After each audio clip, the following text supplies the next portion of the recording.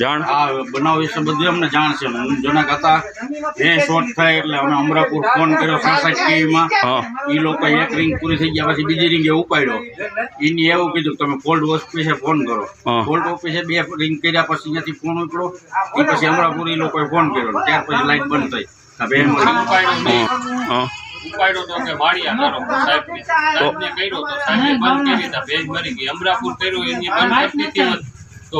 બેદરકારી છે ફોન કર્યા પછી ફોન કરો એમ કીધું ભેજ જીવતી હતી કરી દીધી હોત ને બંધ અમરાપુર તો થઈ જાય બસી જાય